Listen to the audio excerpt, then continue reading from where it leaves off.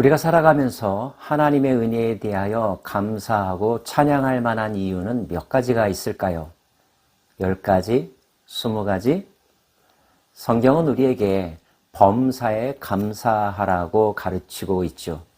그것은 수천, 수만 가지의 모든 일들이 하나님께 감사하고 하나님을 찬양할 이유가 된다는 뜻일 겁니다.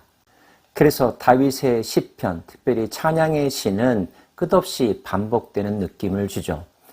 오늘 말씀에는 다윗이 또 어떤 것으로 인하여 하나님을 찬양하고 있을까요? 여호와여, 내가 주를 높일 것은 주께서 나를 끌어내사 내 원수로 하여금 나로 말미암아 기뻐하지 못하게 하심이니이다. 나를 건져내어 주셨기 때문에 내 원수들이 나 때문에 더 이상 기뻐할 수 없었다. 왜냐하면 그들의 계획과 노력이 헛수고로 돌아갔기 때문입니다. 구원받은 다윗은 하나님을 기억했고 감사하지 않을 수가 없었고 찬양하지 않을 수가 없었습니다. 여호와 내 하나님이여, 내가 주께 부르짖음에 나를 고치셨나이다.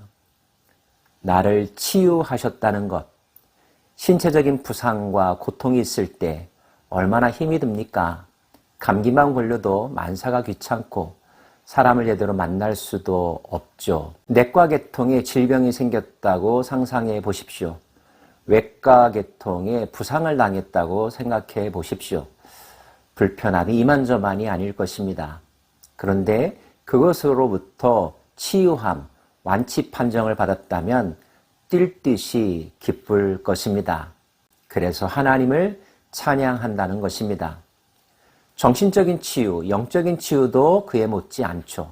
우울감, 편집증, 트라우마 등에 시달려서 대인관계가 파괴되고 일상의 생활도 제대로 할 수 없는 경우들이 있습니다. 좋은 상담자, 심리치료자를 만나서 내면의 문제의 원인을 발견하고 그것으로부터 벗어난다는 것, 너무 기쁜 일이겠죠?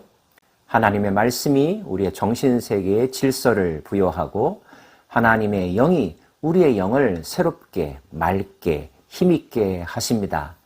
영과 혼과 몸이 온전하여짐을 경험하는 것, 하나님을 찬양할 분명한 이유입니다.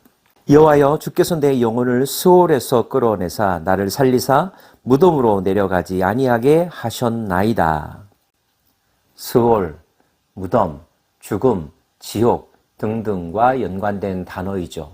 내 영혼이 지옥 같은 곳으로 떨어질 수 있었는데 하나님께서 우리의 영혼을 구하여 내셨습니다. 그래서 사단의 나라가 아니라 하나님의 나라로 옮기워졌습니다. 평강과 기쁨과 영광이 가득한 세상, 얼마나 행복할까요? 그래서 다윗은 자신의 영혼을 향하여 뿐만 아니라 주의 백성들을 향하여 선포합니다. 주의 성도들아, 여호와를 찬송하며 그의 거룩함을 기억하며 감사하라. 하나님의 성품, 하나님의 하신 일, 특별히 그분의 특별함, 거룩함, 우리가 존경하지 않을 수가 없고 우러러 보지 않을 수가 없다는 거죠. 입술로 찬양해야 합니다. 삶의 모든 것으로 그 영광을 드러내야 합니다. 이것이 은혜 입은 자가 살아가야 될 올바른 삶의 자세일 것입니다. 다윗은 알고 있습니다. 하나님께서 우리에게 분노하심은 잠깐이라는 것. 그 시간이 지나고 나면 하나님의 인자하심과 자비로우심, 새롭게 하시는 영원한 은총이 대기하고 있다는 것을요. 그의 노염은 잠깐이요 그의 은총은 평생이로다. 저녁에는 울음이 깃들일지라도 아침에는 기쁨이 오리로다. 잠 못 이루는 분들이 계십니까? 근심과 걱정으로 식사할 힘조차, 의욕조차 생기지 않는 분들이 계십니까? 여러분의 근심과 걱정이 오늘 밤 안으로 다 사라지기를 원합니다. 내일 태양이 다시 뜰 때, 여러분이 눈이 띄어질 때 모든 것들이 새롭게 보이고 기쁨과 감사와 의욕으로 충만한 새 날을 맞이할 수 있기를 원합니다. 다윗은 자신의 연약한 부분도 하나님 앞에 그대로 고백하는데요. 여호와여, 주의 은혜로 나를 산같이 굳게 세우셨더니 주의 얼굴을 가리심에 내가 근심하였나이다. 은혜가 눈에 보일 때, 피부로 느껴질 때 무서울 것이 없었고 담대했습니다. 그러나 가끔 하나님의 얼굴이 잘 보이지 않는 것처럼 느껴질 때, 내가 원했던 타이밍에 주님의 도우심이 이르지 않았을 때 그의 마음속에는 근심이 엄습해 왔다는 거죠. 그러나 그는 그 근심에 얽매이지는 않았습니다. 잠시 당황했지만 오히려 그 문제 때문에 기도할 이유를 다시 발견하게 되었죠. 여호와여, 내가 주께 부르짖고 여호와께 간구하기를 내가 무덤에 내려갈 때에 나의 피가 무슨 유익이 있으리요? 진토가 어떻게 주를 찬송하며 주의 진리를 선포하리이까? 여호와여, 들으시고 내게 은혜를 베푸소서. 여호와여, 나를 돕는 자가 되소서 하였나이다. 이것이 진정한 믿음의 사람이 가진 저력이라고 할 수 있습니다. 믿음의 사람도 어려운 환경 겪습니다. 불의의 사고 당합니다. 그래서 순간적으로 캄캄하고 분별력이 사라지고 아무것도 할 수 없는 무기력감에 빠질 수도 있죠. 하지만 곧바로 일어납니다. 이것을 회복 탄력성이라고 말하죠. 그 회복은 하나님의 이름을 찾는 데서부터 시작됩니다. 하나님의 은혜, 더 큰 은혜를 사모하고 그 손을 붙잡고자 하는 의지를 표현할 때 하나님, 그의 믿음을 테스트하시죠.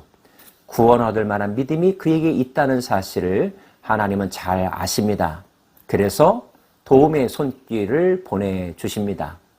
역경을 통하여 강하게 하실 뿐만 아니라 더 큰 승리를 주심으로 그의 믿음을 더욱더 견고하게 만드십니다. 주께서 나의 슬픔이 변하여 내게 춤이 되게 하시며 나의 베옷을 벗기고 기쁨으로 띄우셨나이다. 이는 잠잠하지 아니하고 내 영광으로 주를 찬송하게 하심이니 여호와 나의 하나님이여 내가 주께 영원히 감사하리이다. 슬픔의 눈물이 기쁨의 노래로 바뀐 인생, 더럽고 초라했던 옷이 단정하고 아름다운 옷으로 바뀌는 새로운 경험. 그래서 하나님을 찬양하게 되고 더욱더 하나님에게 신실한 삶을 살겠노라고 다짐하게 된다고 다윗은 간증하고 있습니다. 우리도 그와 같은 삶을 살라고 초대하고 있는 거죠. 사랑하는 여러분, 오늘도 무엇으로 주께 감사의 고백을 할까 헤아려 보십시오.